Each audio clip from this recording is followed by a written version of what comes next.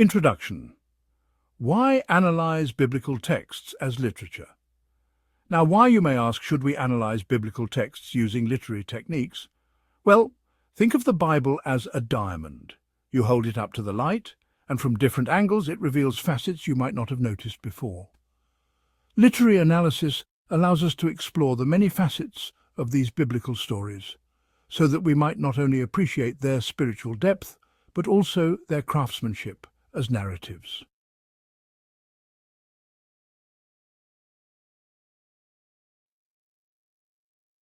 Purpose of the lesson. First, this lesson is designed to introduce you to the basics of literary analysis, particularly when applied to biblical stories.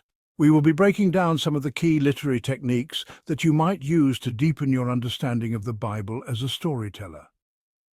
Second, this lesson aims to show how understanding these techniques can help you adapt the Bible's powerful narratives. Whether you're shaping a parable into a screenplay, adapting it for a novel, or bringing it to life through oral tradition, literary analysis will guide you.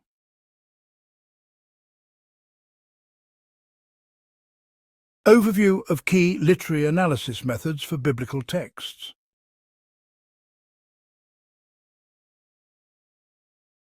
Narrative criticism focuses on the structure of a story, how it is constructed, the way its events unfold, and how its characters are developed within that structure.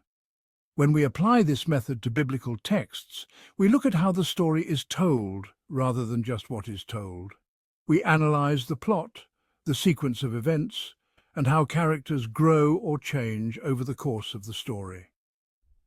Let us take a well-known example, the parable of the prodigal son. At first glance, it may seem like a simple story of a son who leaves home, makes poor choices, and eventually returns. But when we break it down using narrative criticism, we uncover layers of complexity. The departure.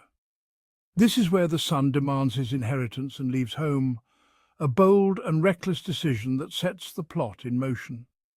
From a narrative perspective, this moment establishes the conflict. The son is rejecting his father and his family, and we immediately sense that this will lead to disaster, the downfall. The son squanders his wealth and falls into ruin.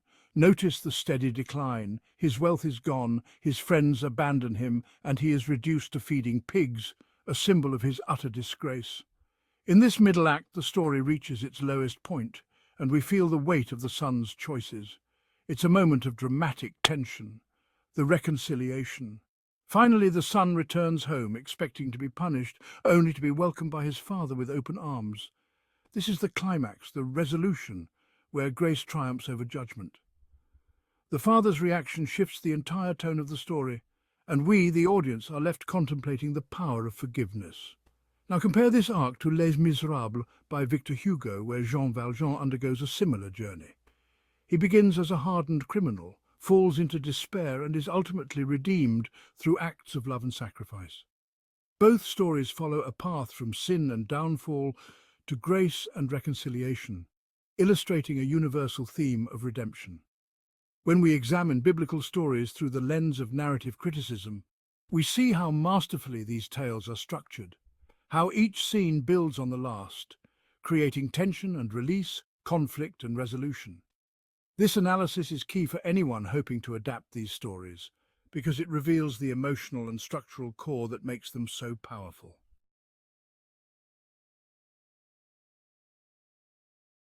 Next, we turn to symbolism and allegory. These are rich veins within the Bible, my dear students, where every detail carries deeper meaning. Symbols allow a story to communicate on multiple levels, what is seen on the surface and what lies beneath. Let us examine the parable of the lost sheep. On the surface, it's a simple story of a shepherd searching for one lost sheep. But symbolically, the sheep represents more than just an animal. It stands for the sinner who has wandered away from God's path. The shepherd, then, is a symbol of God's love, a love so relentless that he will search far and wide to bring back even one soul. Consider the one ring in The Lord of the Rings. Much like the lost sheep, the ring symbolizes something far greater. It represents power, corruption, and temptation. Just as the shepherd's search for the sheep reveals God's heart for the lost, the journey to destroy the ring symbolizes the struggle against darkness and the pursuit of good. Both symbols enrich their stories, adding layers of meaning that resonate deeply with the audience.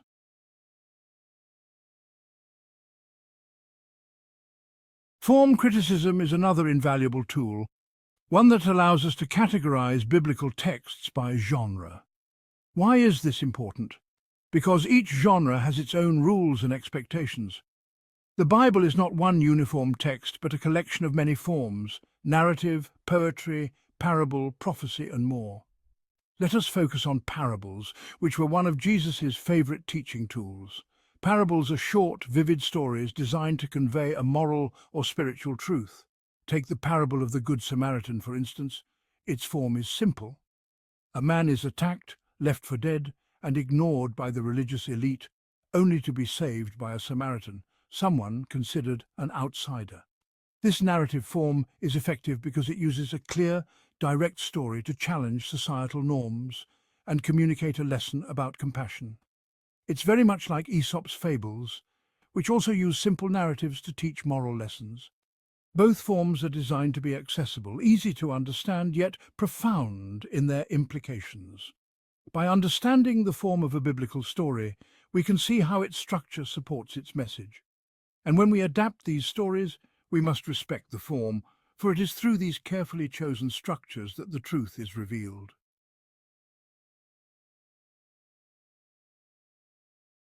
Now let us discuss characterization. One of the hallmarks of great literature is its ability to create complex, multidimensional characters, and the Bible is no different. In its pages we encounter kings, prophets, sinners, and saints, all with their strengths and flaws. Consider the parable of the Pharisee and the tax collector.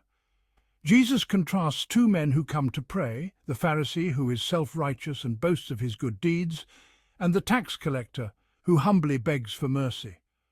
Through this stark contrast, Jesus teaches us about the true nature of humility and grace. This contrast in character is reminiscent of the transformation seen in Ebenezer Scrooge in Charles Dickens' A Christmas Carol. Scrooge begins as a proud, self-centered man, much like the Pharisee, but through a process of revelation he learns the value of humility and generosity, much like the tax collector. Both stories use character to explore the depths of the human heart and the possibility of transformation.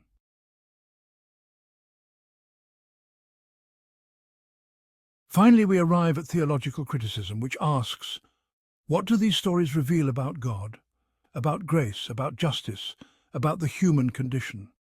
In the parable of the prodigal son, the father's unconditional love represents God's grace, grace that is undeserved, unearned, and yet freely given.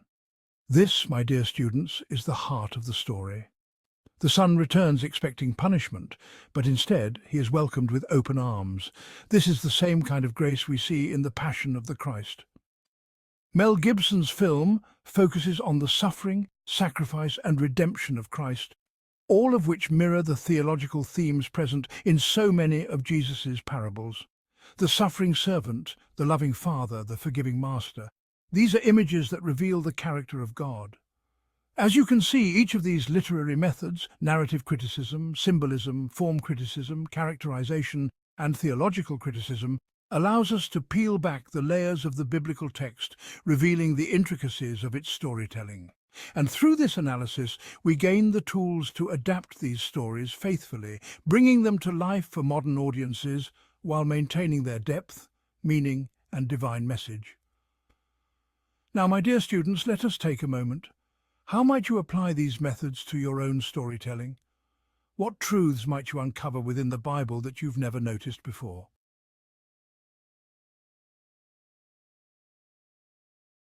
Now, why is all of this important, you ask?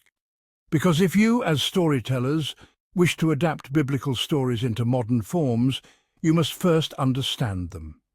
Literary analysis acts as your compass, guiding you to the core of the narrative and helping you to retain its meaning.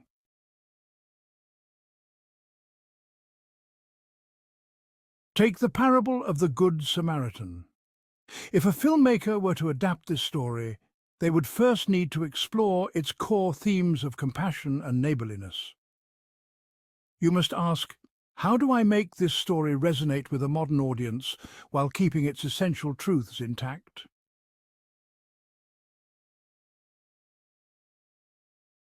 Adapting biblical stories across mediums. Let's consider Ben-Hur, originally a novel by Lew Wallace. Through literary analysis, Wallace was able to explore themes of redemption, revenge and forgiveness, all rooted in the Bible, and yet it was adapted successfully into film and stage, each time using the tools of literary analysis to stay faithful to the message.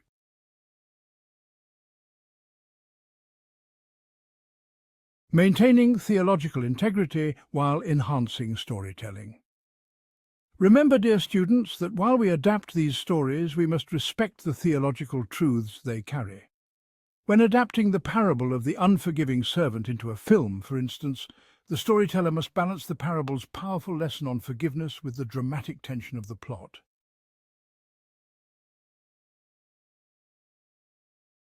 How to approach the Bible as both a sacred text and a literary work.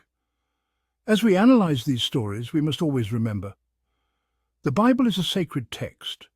It is divine revelation. When we approach it with literary tools, we must also do so with reverence.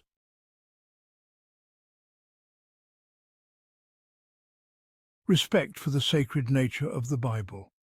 Take, for example, the Passion of the Christ. Mel Gibson treated the Gospels with great reverence, ensuring that every decision made, from the script to the visuals, honored the theological weight of the story.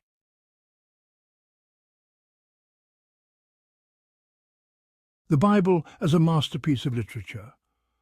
But the Bible is also one of the greatest works of literature. In Paradise Lost, John Milton takes biblical stories and transforms them into epic poetry. Here we see the power of biblical narrative, how it has inspired countless works of literature across the centuries.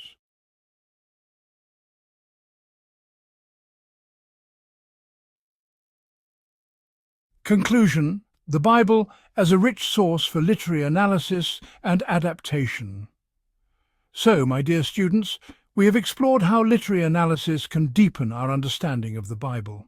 We have seen how narrative criticism, symbolism, form criticism and theological analysis reveal new layers to these ancient stories. And through this understanding, we can create adaptations that honor both the sacred and the literary aspects of the text. Now, I'd love to hear your thoughts. How has this approach changed your view of biblical stories? How would you adapt a particular parable? And what literary methods would you employ? The floor is yours.